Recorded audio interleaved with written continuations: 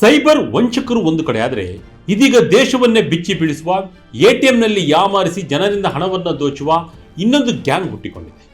ATM ಸೆಂಟರ್ಗಳನ್ನೇ ಗುರಿಯಾಗಿಸಿಕೊಂಡು ಹಣವನ್ನು withdraw ಮಾಡುವವರನ್ನ ಅವರದೇ ವಿಚಿತ್ರ ಸ್ಟೈಲ್ನಲ್ಲಿ ಹಣವನ್ನು ಪೀಕ್ತಾ ಇದ್ದಾರೆ. ನಾವು ಎಷ್ಟೇ ಹುಷಾರಾಗಿದ್ರೂ ಕೂಡ, ಎಷ್ಟೇ ಸೆಕ್ಯೂರಿಟಿ ಪಿನ್ ಇದ್ದರೂ ಕೂಡ ಅದನ್ನು ಮೀರಿಸಿ ಈ ಗ್ಯಾಂಗ್ ಹೊಸ ಹೊಸ ತಂತ್ರಗಳನ್ನು ಬಳಸಿ, ಹೊಸ ಹೊಸ ಐಡಿಯಾಗಳನ್ನು ಬಳಸಿ ಹಣ ಮಾಡಲು ಮುಂದಾಗಿದ್ದಾರೆ. ಇವರ ಪ್ರಮುಖ ಟಾರ್ಗೆಟ್ ನಗರದಲ್ಲಿ ಎಲ್ಲೆಲ್ಲಿ ಎಟಿಎಂ ಸೆಂಟರ್ಗಳೇ ಹಾಟ್ಸ್ಪಾಟ್ಗಳು. ಮಹಿಳೆಯರು, ವೃದ್ಧರೇ ಇವರ ಪ್ರಮುಖ ಟಾರ್ಗೆಟ್.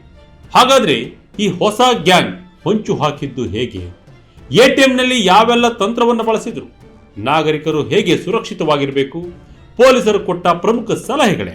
ಹಾಗೆ ಈ ಗ್ಯಾಂಗ್ ಅನ್ನ ಹೆಡೆಮುರಿ ಕಟ್ಟಿದ್ದು ಹೇಗೆ? ಬನ್ನಿ ಈ ವಿಡಿಯೋವನ್ನ ಇವತ್ತು ನಿಮ್ಮ ಸುರಕ್ಷತೆಗೆ ಸಹಕಾರಿಯಾಗುವಂತೆ ಎಲ್ಲ ರೀತಿಯಲ್ಲೂ ನೋಡ್ತಾ ಹೋಗೋಣ. ಎಲ್ಲೂ ಸ್ಕಿಪ್ ಮಾಡದೆ ಈ ವಿಡಿಯೋ ನೋಡಿ. ಮಹಿಳೆಯರು, ಹಿರಿಯ ನಾಗರಿಕರೇ ಟಾರ್ಗೆಟ್. ಎಟಿಎಂ ಬಳಕೆದಾರರಿಗೆ ಎಚ್ಚರಿಕೆಯ ಗಂಟೆ. ಎಸ್ ವೀಕ್ಷಕರೇ, ಎಟಿಎಂ ಯಂತ್ರದಲ್ಲಿ ನಿಮ್ಮ ಡೆಬಿಟ್ ಕಾರ್ಡ್ ಅಥವಾ ಕ್ರೆಡಿಟ್ ಕಾರ್ಡ್ ಸಿಕ್ಕಿ ಹಾಕೊಂಡ್ರೆ ನೀವು ಮೊದಲು ಏನ್ ಮಾಡ್ತೀರಿ? ಕೆಲವರು ಬ್ಯಾಂಕ್ಗೆ ಕರೆ ಮಾಡ್ತಾರೆ, ಇನ್ನು ಕೆಲವರು ಅಲ್ಲಿಯೇ ಸ್ವಲ್ಪ ಹೊತ್ತು ಕಾಯ್ತಾರೆ. ಆದರೆ ಕೆಲವರು ಆತಂಕದಿಂದ ಮನೆಗೆ ತೆರಳಿಬಿಡ್ತಾರೆ. ಇದೇ ಆತಂಕ ಮತ್ತು ಗಾಬರಿಯನ್ನೇ ಬಂಡವಾಳವಾಗಿಸಿಕೊಂಡಿರುವ ವಂಚಕರ ಹೊಸ ತಂತ್ರ ಇದೀಗ ಜನರನ್ನ ಬೆಚ್ಚಿ ಬೀಳಿಸಿದೆ. ಮುಂಬೈನಲ್ಲಿ ನಡೆದ 2 ಪ್ರತ್ಯೇಕ ಘಟನೆಗಳು ಇದೀಗ ದೇಶಾದ್ಯಂತ ಎಟಿಎಂ ಬಳಕೆದಾರರಿಗೆ ಎಚ್ಚರಿಕೆಯ ಗಂಟೆಯನ್ನು ಮೊಳಗಿಸಿವೆ. ಒಬ್ಬ ಗೃಹಿಣಿ ಮತ್ತು ಒಬ್ಬ ನಿವೃತ್ತ ವ್ಯಕ್ತಿ ಸೇರಿ ಸುಮಾರು 89,500 ರೂಪಾಯಿಗಳನ್ನು ಕಳೆದುಕೊಂಡಿದ್ದಾರೆ. ಇಬ್ಬರಿಗೂ ಒಂದೇ ರೀತಿಯ ಅನುಭವವಾಗಿದೆ. ಎಟಿಎಂ ಯಂತ್ರದಲ್ಲಿ ಕಾರ್ಡ್ ಸಿಕ್ಕಿ ಹಾಕಿಕೊಂಡಿದೆ. ಸಹಾಯ ಮಾಡುವಂತೆ ಕಂಡ ಅಪರಿಚಿತರು ಸುತ್ತಮುತ್ತ ಇದ್ದು ನಂತರ ಕೆಲವೇ ನಿಮಿಷಗಳಲ್ಲಿ ಅವರ ಖಾತೆಯಿಂದ ಸಾವಿರಾರು ರೂಪಾಯಿಗಳು ಮಾಯವಾಗಿವೆ. ಈ ಘಟನೆಗಳ ಬೆನ್ನಲ್ಲೇ ಮುಂಬೈ ಪೊಲೀಸರು ನಗರದಾದ್ಯಂತ ಕಾರ್ಯನಿರ್ವಹಿಸುತ್ತಿರುವ ಯಾವುದಾದರೂ ಸಂಘಟಿತ ಕಾರ್ಡ್ ಟ್ಯಾಪಿಂಗ್ ಗ್ಯಾಂಗ್ ಇದೆಯಾ ಎಂಬ ಅನುಮಾನದಲ್ಲಿ ಪೊಲೀಸರು ತನಿಖೆಯನ್ನ ಚುರುಕುಗೊಳಿಸಿದ್ದಾರೆ. ಘಟನೆ ನಡೆದಿದ್ದು ಎಲ್ಲಿ ಮತ್ತು ಹೇಗೆ? ದರೋಡೆಕೋರರ ಪ್ಲಾನ್ ಹೇಗಿತ್ತು ಗೊತ್ತಾ? ಮೊದಲ ಘಟನೆ ಜೂನ್ 10ರಂದು ನಡೆದಿದೆ. 48 ವರ್ಷದ ಸಂಗೀತ ಕಾಂಬ್ಳೆ ಎಂಬ ಗೃಹಿಣಿ ಅಕ್ಕಲಕೋಟೆಗೆ ಪ್ರಯಾಣ ಬೆಳೆಸುವ ಮುನ್ನ ಹಣ ತೆಗೆಯಲು ಮುಂಬೈನ ಜಾಮಾ ಚೌಕ್ ಸಮೀಪದ ಕೆನರಾ ಬ್ಯಾಂಕ್ ಎಟಿಎಂಗೆ ಹೋಗಿದ್ದರು. ಅವರಿಗೆ 15,000 ರೂಪಾಯಿ ಅಗತ್ಯವಿತ್ತು. ಎಟಿಎಂ ಯಂತ್ರದಲ್ಲಿ ಕಾರ್ಡ್ ಹಾಕಿ ಪಿನ್ ನಮೂದಿಸಿದ ಬಳಿಕ ಹಣ ಬರಬೇಕಾಗಿತ್ತು. ಆದರೆ ಹಣ ಹೊರಬರಲಿಲ್ಲ. ಅಷ್ಟೇ ಅಲ್ಲ, ಅವರ ಡೆಬಿಟ್ ಕಾರ್ಡ್ ಕೂಡ ಯಂತ್ರದೊಳಗೆ ಸಿಕ್ಕಿ ಹಾಕಿಕೊಂಡಿತ್ತು. ಈ ವೇಳೆ ಎಟಿಎಂ ಬಳಿ ಇಬ್ಬರು ಯುವಕರು ನಿಂತಿದ್ರು. ಏನು ಮಾಡಬೇಕೆಂದು ಗೊಂದಲಕ್ಕೊಳಗಾದ ಸಂಗೀತ ಅವರ ಬಳಿ ಸಹಾಯ ಕೇಳಿದರು. ಆಗ ಅವರಲ್ಲೊಬ್ಬ ಎಟಿಎಂನಲ್ಲಿ ಅಂಟಿಸಲಾಗಿದ್ದ ಹೆಲ್ಪ್ ಲೈನ್ ಸಂಖ್ಯೆಗೆ ಕರೆ ಮಾಡಲು ಸಲಹೆ ನೀಡಿದ.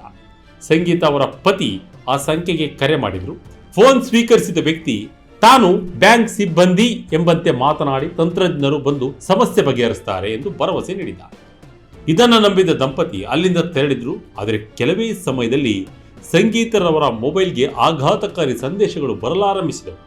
ಅವರ ಖಾತೆಯಿಂದ ಮೊದಲು 20,000 ರೂಪಾಯಿ, ನಂತರ 5,000 ರೂಪಾಯಿ, ಹೀಗೆ ಒಟ್ಟು 25,000 ರೂಪಾಯಿ ಹಣ ವಿತ್ಡ್ರಾ ಆಗಿರುವ ಮಾಹಿತಿ ಲಭಿಸಿತು. ತಕ್ಷಣವೇ ಅವರು ಬ್ಯಾಂಕ್ ಖಾತೆಗೆ ತೆರಳಿ ಮಾಹಿತಿ ಪಡೆದು ಮತ್ತೆ ಎಟಿಎಂ ಬಳಿ ಬಂದಾಗ ಮತ್ತೊಂದು ಅಚ್ಚರಿ ಕಾದಿತ್ತು. ಯಂತ್ರದಲ್ಲಿ ಸಿಕ್ಕಿ ಹಾಕಿಕೊಂಡಿದ್ದ ಕಾರ್ಡ್ ಅಲ್ಲಿರಲಿಲ್ಲ. ಜೊತೆಗೆ ಎಟಿಎಂನಲ್ಲಿ ಅಂಟಿಸಲಾಗಿದ್ದ ಹೆಲ್ಪ್ಲೈನ್ ಸ್ಟಿಕ್ಕರ್ ಕೂಡ ಕಾಣೆಯಾಗಿತ್ತು. ಆಗಲೇ ಇದು ವಂಚನೆ ಎಂದು ಅರಿತ ಅವರು ಪೊಲೀಸರ ಮೊರೆ ಹೋದರು. ಸೇಮ್ ಟು ಸೇಮ್ ಮತ್ತೊಂದು ಘಟನೆ. ಕ್ಷಣ ಮಾತ್ರದಲ್ಲಿ 1,000 ಗಟ್ಟಲೆ ಹಣ ಮಾಯ. ಇದೇ ರೀತಿಯ ಮತ್ತೊಂದು ಘಟನೆ ಜೂನ್ 8ರಂದು ನಡೆದಿದೆ. 65 ವರ್ಷದ ನಿವೃತ್ತ ಉದ್ಯೋಗಿ ಪಂಚಮ್ ಯಾದವ್ ಮುಂಬೈನ ಸಿಎನ್ ಕೋಲಿವಾಡ ಸೇತುವೆ ಸಮೀಪದ HDFC ಬ್ಯಾಂಕ್ ಎಟಿಎಂಗೆ ತೆರಳಿದರು. ಹಣ ತೆಗೆಯುವ ವೇಳೆ ಅವರ ಹಿಂದೆ ಒಬ್ಬ ಅಪರಿಚಿತ ವ್ಯಕ್ತಿ ನಿಂತಿದ್ದಾನೆ ಎಂದು ಅವರು ಗಮನಿಸಿದರು. ಪಂಚಮ್ ಯಾದವ್ ಪಿನ್ ನಮೂದಿಸಿದ ಬಳಿಕ ಅವರ ಕಾರ್ಡ್ ಕೂಡ ಯಂತ್ರದಲ್ಲಿ ಸಿಕ್ಕಿ ಹಾಕಿಕೊಂಡಿತು. ಹಲವು ಪ್ರಯತ್ನಗಳ ನಂತರವೂ ಕಾರ್ಡ್ ಹೊರಬರಲೇ ಇಲ್ಲ. ಅವರು ಬ್ಯಾಂಕ್ ಗ್ರಾಹಕ ಸೇವೆಗೆ ಕರೆ ಮಾಡಿ ದೂರು ನೀಡಿದ ಬಳಿಕ ಮನೆಗೆ ತೆರಳಿದರು.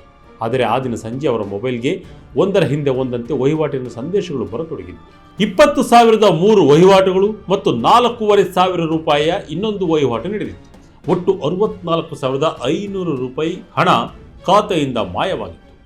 ಪಂಚಮ್ ಯಾದವ್ ರವರ ಅನುಮಾನ ಪ್ರಕಾರ ಎಟಿಎಂನಲ್ಲಿ ಹಿಂದೆ ನಿಂತಿದ್ದ ವ್ಯಕ್ತಿಯೇ ಅವರ ಪಿನ್ ಸಂಖ್ಯೆಯನ್ನು ಗಮನಿಸಿದ್ದಾನೆ. ನಂತರ ಅವರು ಅಲ್ಲಿಂದ ತೆರಳಿದ ಮೇಲೆ ಕಾರ್ಡ್ ಅನ್ನು ಹೊರತೆಗೆದು ಅದೇ ಪಿನ್ ಬಳಸಿ ಒಡಲ ಪೂರ್ವ ಭಾಗದ ಮತ್ತೊಂದು ಎಟಿಎಂನಲ್ಲಿ ಹಣವನ್ನ ವಿತ್ಡ್ರಾ ಮಾಡಿದ್ದಾನೆ. ಹೆಲ್ಪ್ ಲೈನ್ ಸ್ಟಿಕ್ಕರ್ ಕೂಡ ಇವರೇ ಅಂಟಿಸ್ತಾರೆ. ಕಾರ್ಡ್ ಟ್ರ್ಯಾಪಿಂಗ್ ಮೋಸ ಹೇಗೆ ನಡೆಯುತ್ತದೆ ಗೊತ್ತಾ? ಈ ಎರಡೂ ಪ್ರಕರಣಗಳು ಬಹುತೇಕ ಒಂದೇ ಮಾದರಿಯಲ್ಲಿವೆ. ಹೀಗಾಗಿ ಪೊಲೀಸರು ಇದು ಒಂದು ಸಂಘಟಿತ ಗ್ಯಾಂಗ್ ಕೃತ್ಯವಾಗಿರಬಹುದು ಎಂಬ ಶಂಕೆಯಲ್ಲಿ ತನಿಖೆಯನ್ನು ನಡೆಸ್ತಾ ಇದ್ದಾರೆ. ಹಾಗಾದ್ರೆ ಈ ಕಾರ್ಡ್ ಟ್ರ್ಯಾಪಿಂಗ್ ಮೋಸ ಹೇಗೆ ನಡೆಯುತ್ತದೆ?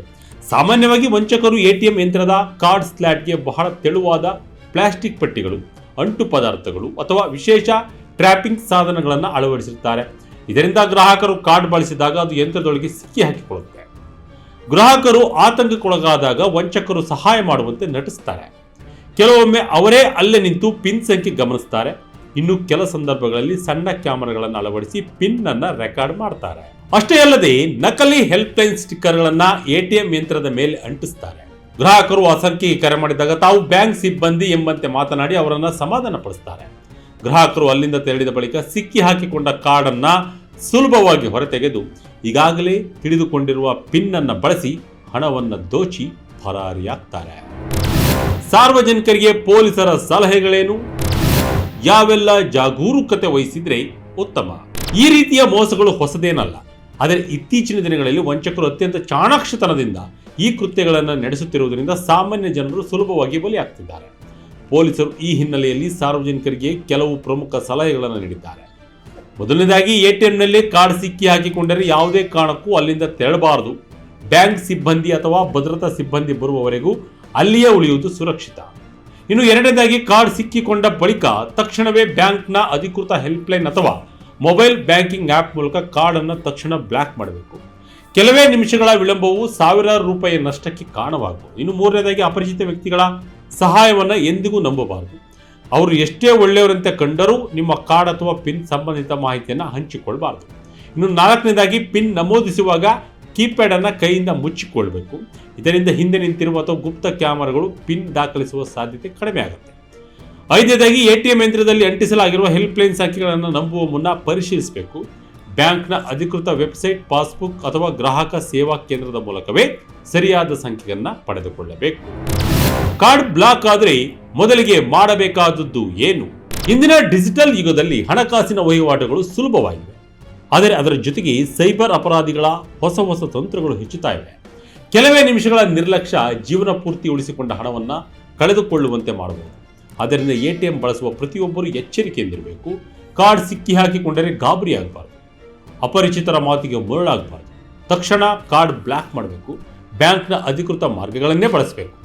ಮುಂಬೈನಲ್ಲಿ ನಡೆದ ಈ ಎರಡು ಘಟನೆ ಕೇವಲ ಇಬ್ಬರ ನಷ್ಟದ ಕಥೆಗಳಲ್ಲ, ದೇಶಾದ್ಯಂತ ಎಟಿಎಂ ಬಳಸುವ ಕೋಟ್ಯಾಂತರ ಜನರಿಗೆ ಇದು ಒಂದು ಎಚ್ಚರಿಕೆಯ ಸಂದೇಶವಾಗಿದೆ. ನಿಮ್ಮ ಒಂದು ಕ್ಷಣದ ಜಾಗರೂಕತೆ ನಿಮ್ಮ ಹಣವನ್ನು ಸುರಕ್ಷಿತವಾಗಿರಿಸಬಹುದು. ಇಲ್ಲವಾದರೆ ವಂಚಕರು ಕಾಯುತ್ತಿರುವುದು ನಿಮ್ಮ ಒಂದು ಸಣ್ಣ ತಪ್ಪಿಗಾಗಿಯೇ ಎಂಬುದನ್ನು ಮರೆಯಬೇಡಿ.